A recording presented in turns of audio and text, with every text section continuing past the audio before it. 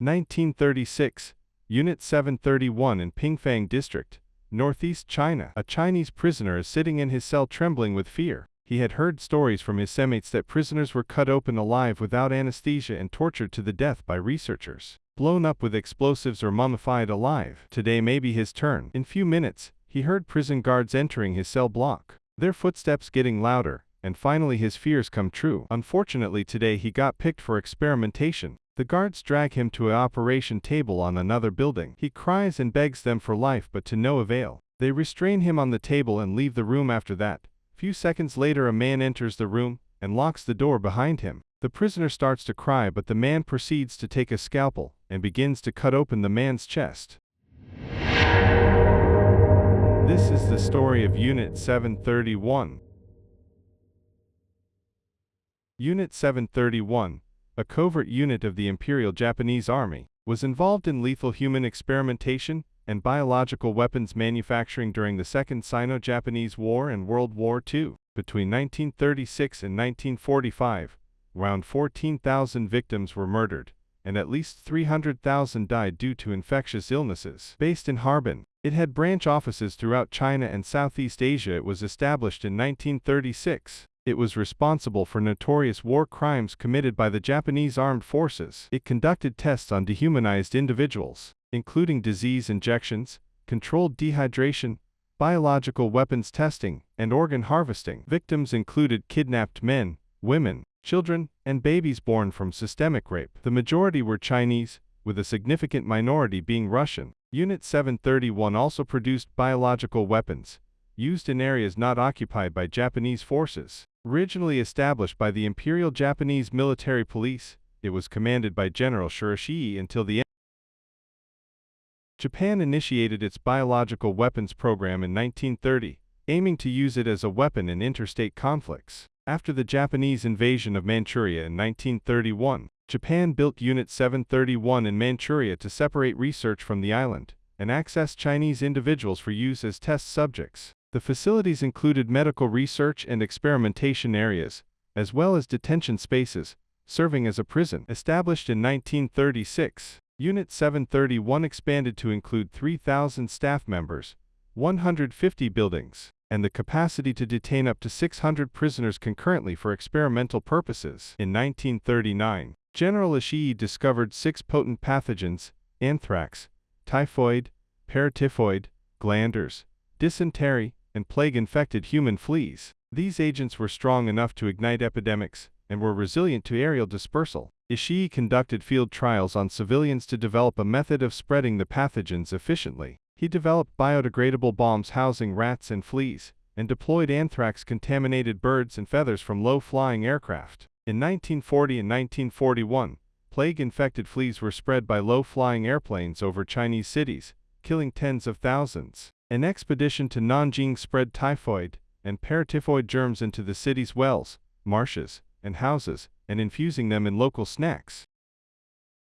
Yoshimura Hisato, a physiologist at Unit 731, studied hypothermia and frostbite reactions in human subjects. He submerged prisoners' limbs in ice-filled water until they became frozen solid, and ice covered their skin. Hisato measured the time it took for frostbite to develop. He tried various methods for rapidly thawing the frozen appendage, including hot water, fire, or untreated subjects. Unit 731 found that the best treatment for frostbite was immersing the subject in water slightly warmer than 100 degrees but never more than 122 degrees. Vivisection is a surgical procedure used for scientific research and experimentation. In Unit 731, thousands of victims, including Chinese communist prisoners, children, and elderly farmers, were infected with diseases like cholera and the plague. Their organs were removed before death to study their effects. Those studying gangrene had their limbs amputated, reattached, crushed, frozen, or cut off. After exhaustion, they were typically shot or killed by lethal injection. Prisoners also underwent vivisection to study blood loss.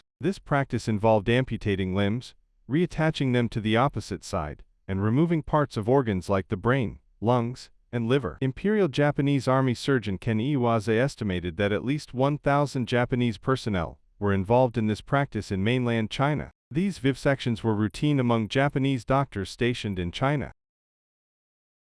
They also used brutal methods to obtain specimens of body organs, such as the human brain, for research. Prisoners were taken from their cells, held, and their head was smashed open with an axe. The brain was then extracted for pathology and disposal. Unit 731 conducted a study on various weapons, including bayonets, swords, knives, flamethrowers, blister agents, nerve gas, and prolonged X-ray exposure, which sterilized and killed thousands of subjects, using prisoners and gas chambers for testing purposes. The unit conducted various tests on prisoners, including deprived of food and water, placed in low-pressure chambers, electrocuted, dehydrated, and injected with animal blood. They also exposed them to various toxins, such as tetrodotoxin, heroin, Korean bindweed, Bactyl, and castor oil seeds. Blood was drained from some prisoners to study the effects of blood loss. Dehydration experiments were conducted to determine the amount of water in an individual's body, and how long one could survive with very low to no water intake. Victims were also starved before these tests began,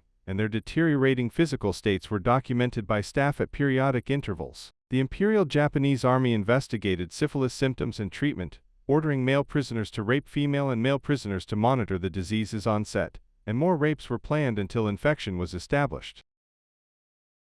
Human subjects were locked up and deprived of food and water to study survival and crash injuries. High G-forces were used to study pilots and falling paratroopers, spinning them at high speeds until they lost consciousness or died, typically occurring between 10-15 Gs. Female prisoners were forcibly impregnated for weapon and trauma experiments, infected with diseases, exposed to chemical weapons, crash injuries, bullet wounds, and shrapnel injuries. Researchers of Unit 731 studied the effects on fetuses. With syphilis being a special interest, female prisoners were also subjected to torture and forced pregnancy for experiments, with the aim of transmitting diseases like syphilis. The children of female prisoners were believed to be killed after birth or aborted. Male prisoners were often used in single studies, while women were sometimes used in bacteriological or physiological experiments, sex experiments, and as victims of sex crimes. It was also said that a small number of these poor men, women, and children were also mummified alive in total dehydration experiments. They sweated themselves to death under the heat of several hot dry fans. At death, the corpses would only weigh 20% of normal body weight.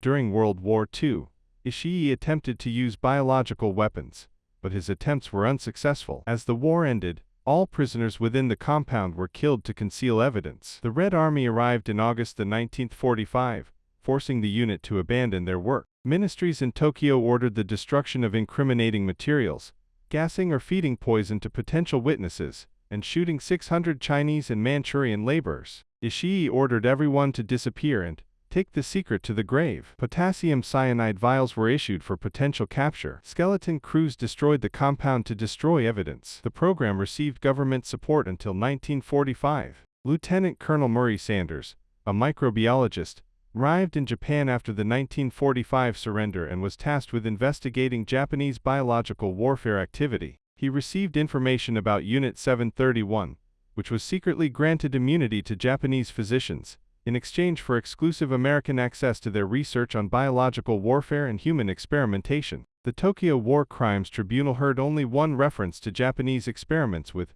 poisonous serums on Chinese civilians in August 1946. The Japanese Defense Council dismissed the claim, and the subject was not pursued further. In 2002, the Tokyo District Court ruled Japan responsible for biological warfare in China, resulting in many deaths. Okay, so this episode concludes here, and thanks for watching. If you liked the video, please hit the like button. If you want to see more videos, hit the subscribe button, and if you have something to say, please leave a comment.